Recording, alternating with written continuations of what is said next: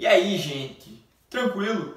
Hoje a gente vai conversar um pouco sobre os átomos e principalmente sobre um átomo em específico, o átomo de Rutherford Bohr. Esse átomo que normalmente a gente estuda muito mais no ensino médio, que ele é essencial para o entendimento não só da física, como da química. Então, cabe, eu acho, me apresentar. Meu nome é Marcos, eu sou professor de Física e a gente vai trabalhar as ciências a partir de agora. Vejam que no quadro eu coloquei para vocês um átomo de Rutherford Bohr. Já vamos ver o que é isso. Travou? Beleza. Tá em uma charge. Um cara fala pro outro, cara, que fome. Eu também. O que tem na geladeira? Nada, só sobrou uns átomos mesmo. Um fala pro outro, quer dividir? Claro. Então o que eles fazem? Eles dividem os átomos e acontece uma catástrofe. Na verdade, os átomos em suas ligações, ou até mesmo dentro de um átomo só, eles guardam uma quantia energética. Uma quantia energética que depende da relação de elétrons, quantos elétrons tem, quantos prótons tem, quantos nêutrons.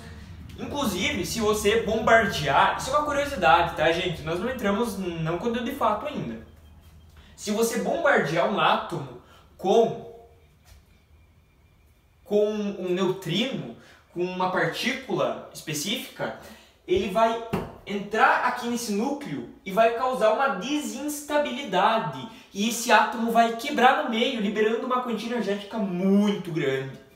Isso é o que a gente chama de bomba atômica. É o bombardeamento desse núcleo, dessa parte aqui do átomo, que é a parte mais pequena, que está instável, certo? Então vai liberar uma quantia energética muito grande. Só aí de curiosidade para nós. A primeira ideia de átomo, ela nem chegou a ser um modelo atômico. Modelo atômico a gente conhece por ciência mesmo. O modelo atômico ele precisa de hipótese, teste científico, experiência.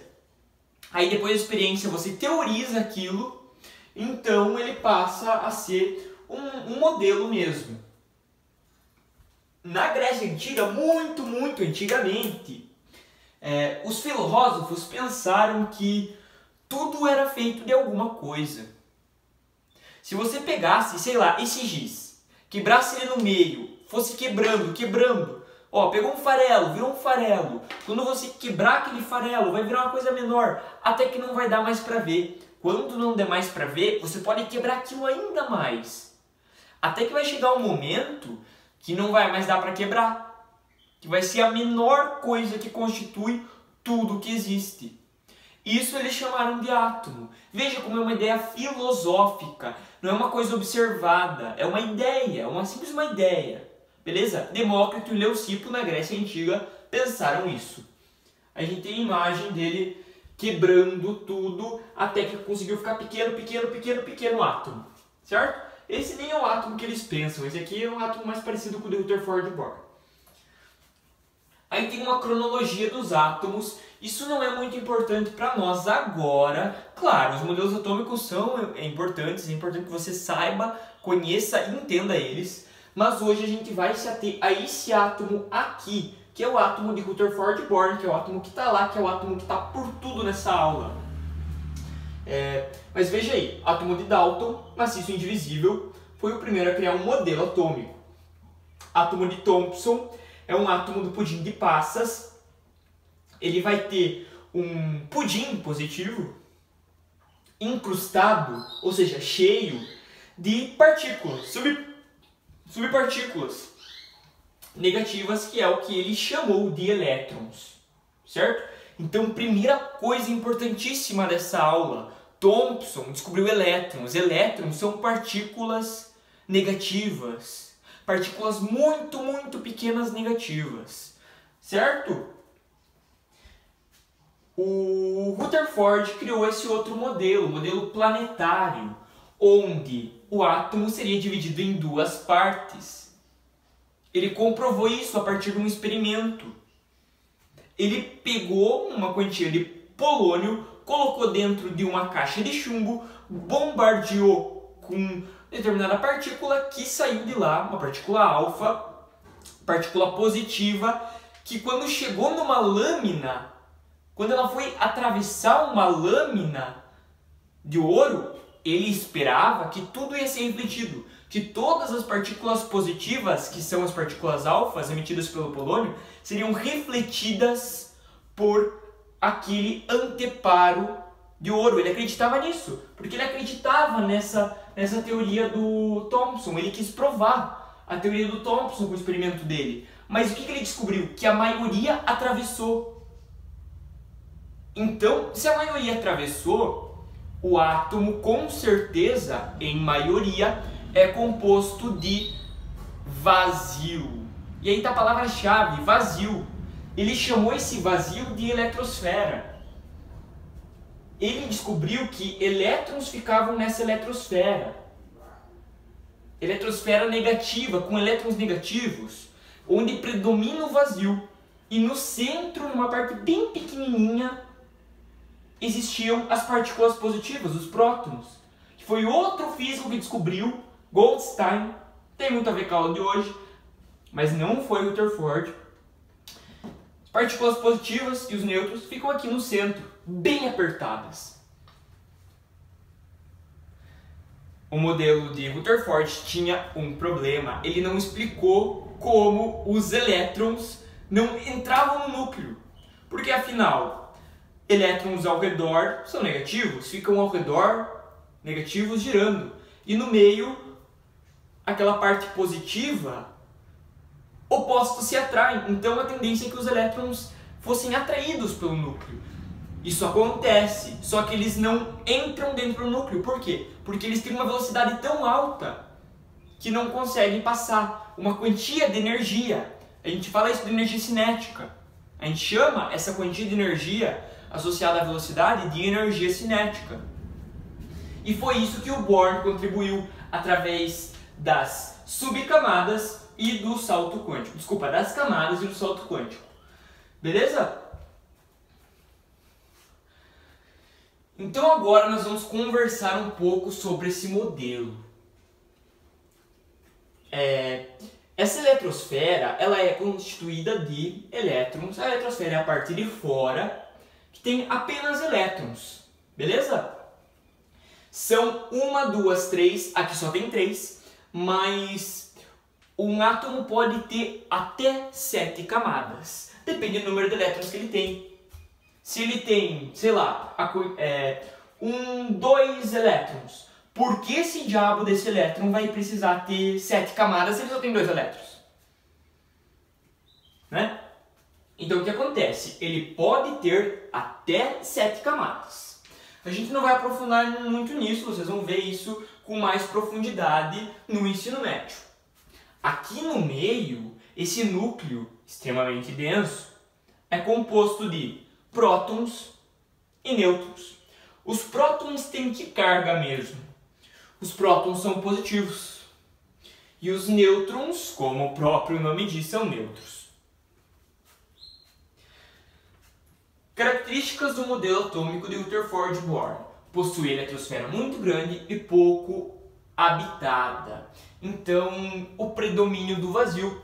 Nessa eletrosfera, nós temos o predomínio do vazio. Possui um núcleo muito pequeno, com muitas partículas. Então aquele núcleo está bem apertado, cheio de partículas e elas estão bem apertadas. Inclusive tem uma diferença muito importante entre prótons, nêutrons com os elétrons. Sabe qual que é? Os prótons e os nêutrons, eles são gorduchos, são bem gorduchos. Já os elétrons, eles são leves, leves, leves. É mais fácil você dar um chute num elefante ou um chute numa formiga? Uma formiga vai voar muito mais longe. E essa é a ideia.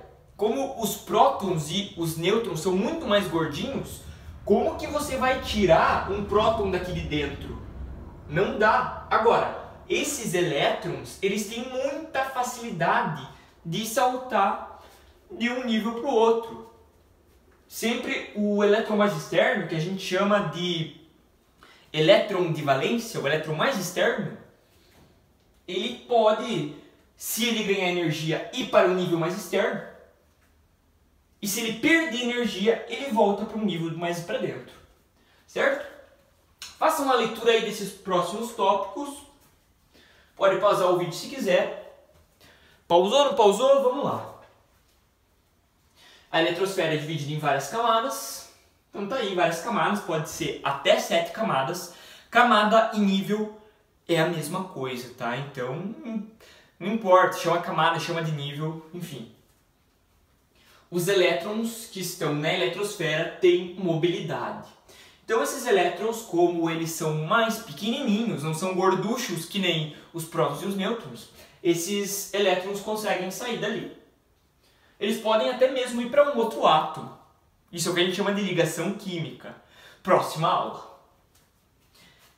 É possível trocar elétrons, mas não prótons e nêutrons, os nossos amigos gorduchos.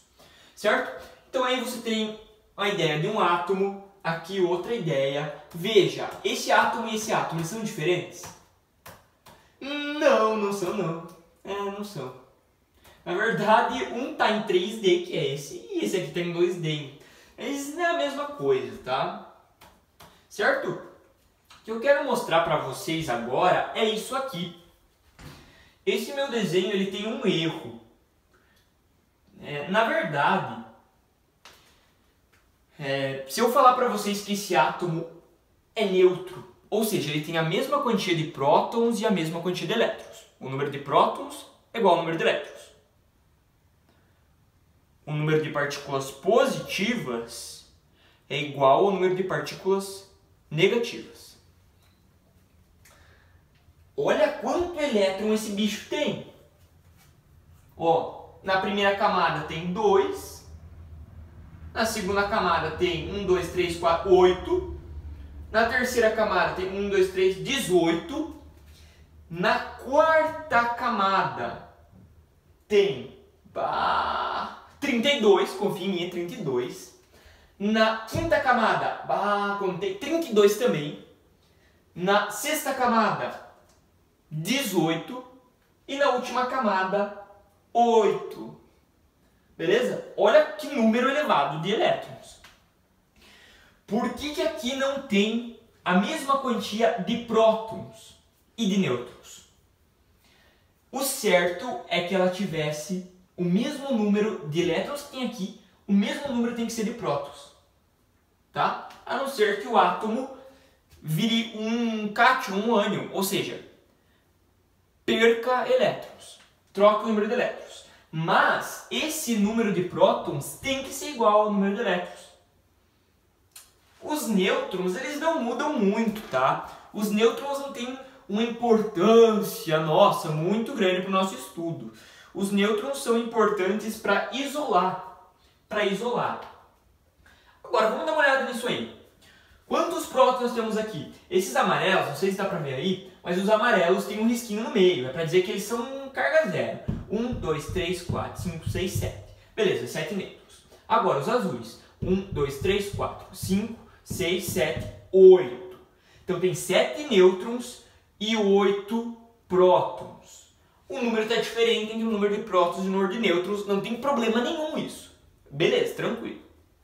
Agora, o que está errado aqui?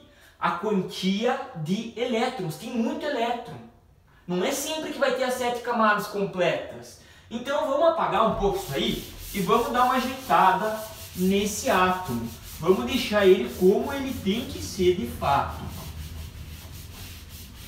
No ensino médio, vocês vão ver que a camada 1 ou a camada K, ela vai ter sempre, no máximo, 2 elétrons. Ela não comporta mais que 2 elétrons. É como se ela fosse um caminhãozinho. Não leva mais que 2 e não tem como levar mais que 2. Então vamos lá. Ela tem 1, 2, 3, 4, 5, 6, 7, 8 prótons. E 7, contei antes e lembro, 7 nêutrons.